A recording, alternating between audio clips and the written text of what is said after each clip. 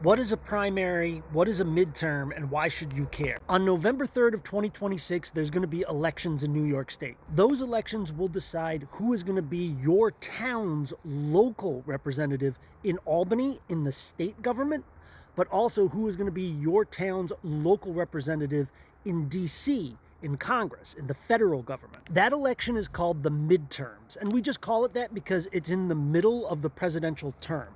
At that time, there at the end of 2026, we'll be exactly halfway through Trump's second presidential term. Therefore, it is a midterm election. And it's a chance to shake it up. It's a chance to change up who it is who represents you in your state and federal government. Now, when you go to that election, you're going to get a ballot and it's going to say, here's a Republican that wants to represent you. Here's a Democrat that wants to represent you. Here's a couple third-party candidates that want to represent you. How do those names get on the ballot? When you show up for that midterm election in November, there will be one Democrat named on the ballot who wants to represent you. There will be one Republican. How do we narrow it down to that one Democrat and that one Republican? That's where the primaries come in. You can kind of think of the primaries as the election before the election. At the primaries, each party is voting to decide who is going to be their champion, their representative in the real election in November. So the primaries are on June 23rd, meaning on June 23rd, you can walk into your local polling place and ask for a primary ballot.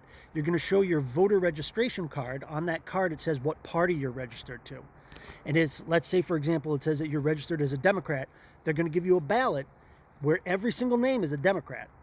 But it's going to be asking you, which one of these Democrats do you think should be the Democrat whose name appears on the ballot in the real election in November? So if you have ever heard anyone say, the Democrats never run anybody cool, they never run anybody young, they never run anybody with fresh ideas, ask that person, hey, have you ever voted in the primaries?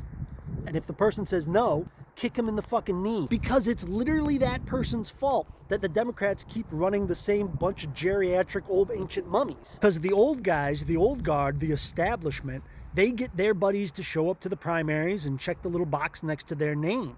But like young folks barely ever go to the primary elections at all. In a typical year, like voter turnout in the primaries is like 20%.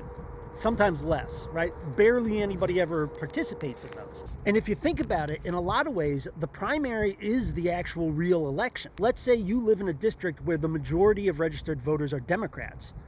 That means in November, when they show up to vote, they're just going to vote for whoever the Democrat is. But who is going to be the Democrat on that ballot?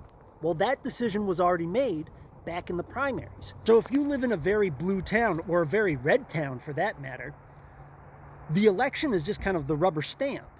The real selection happened back in the primary.